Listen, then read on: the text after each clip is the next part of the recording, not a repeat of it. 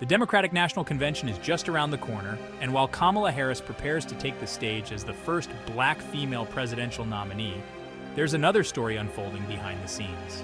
A story of hope, frustration, and activism. Pro-Palestinian activists, fueled by a mixture of excitement and anger, are making a new demand. They want to help shape U.S. policy towards Israel and Gaza, but will their voices be heard? The DNC, a stage often used for dissent, will be no different this year. Activists are planning mass demonstrations, marches, and vigils.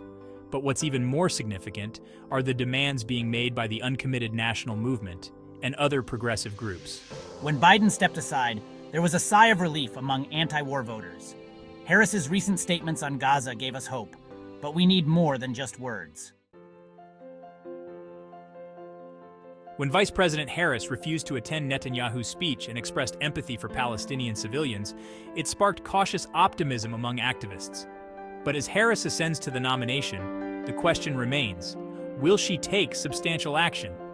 Harris met with uncommitted leaders discussing an arms embargo on Israel. Though no promises were made, the dialogue continues. She wasn't agreeing to an arms embargo. She was agreeing to discuss it. It's a start, but we need more. Activists have been pushing for Dr. Tanya Haj Hassan, a pediatric physician who has volunteered in Gaza, to speak at the convention.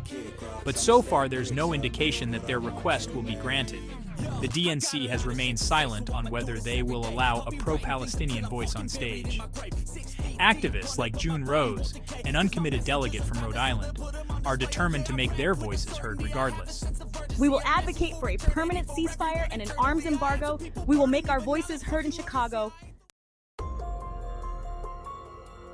For Harris, the challenge is navigating between her role in the Biden administration and the demands of her progressive base.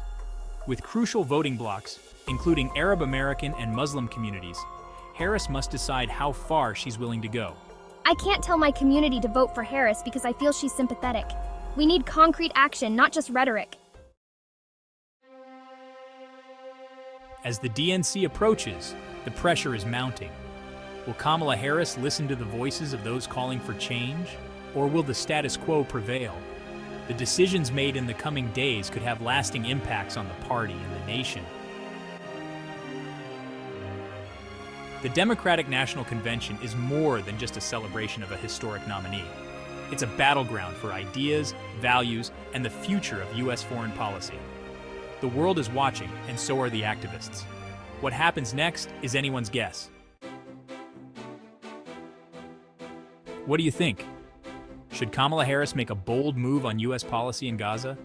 Let us know in the comments below, and don't forget to like, share, and subscribe for more in-depth analysis.